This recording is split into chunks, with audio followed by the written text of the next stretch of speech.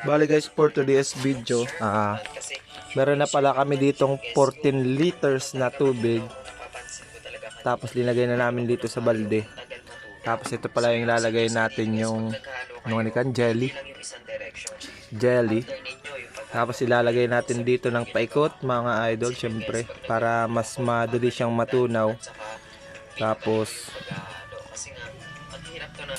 ayan na mga idol, kailangan pala mga idol pinapaikot-ikot mo siya ng paunti-unti para mas mabilis siyang sundan nyo lang yung ginagawa ko sa paghahalo para make sure nag-rebook na kaya.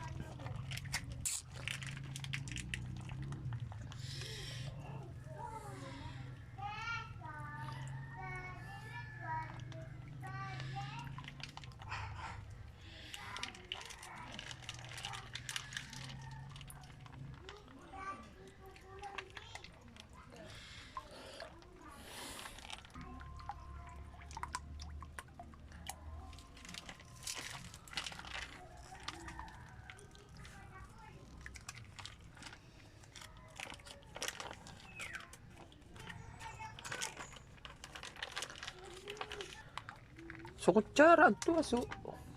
Agkulubot-lubot. kasi within 24 hours mawawala rin naman yan yung bula na yan. Ayun guys, nilo-double check ko talaga bawat halo ko kasi may surfactant pang sumasama sa Kumanggad kayo. Hindi talaga siya ganagad. So if ever na gumawa kayo ng ganito guys, advice ko lang na haluin nyo talagang mabuti. So kung okay na yung surfactant natin guys, at tunaw na, ang next naman natin is yung paglalagay ng premix regular calamansi. So kaya green niya calamansi yung pinili nating scents. So ibuhos lang din natin ito ng paik. Huwag nyo ibuhos agad ng diretso guys kasi may ipon yan lahat sa ilalim. So make sure pag nagbubuhos kayo katulad nung nasa video na yan. Kung after nyo na mabuhos lahat ng premix guys, i-leave lang natin ito ng at least 15 to 20 minutes. Kapag binuhos nyo guys, wag nyo po agad haluin ito. Wait po natin ng 50 green na siya kasi calamansi yung pinili nating scents. Ayan, hinalo ko na lang siya ng alternate. Much better kasi na alternate yung pagkakalo natin para ma-dissolve lahat yung chemicals na pinag-halo-halo natin. Kaya nga ni pig-alo. Peanut thickener, ito yung pampalapot guys. So parang ang tinatawag nila kasi, yung ibang tinatawag nila dito is salt.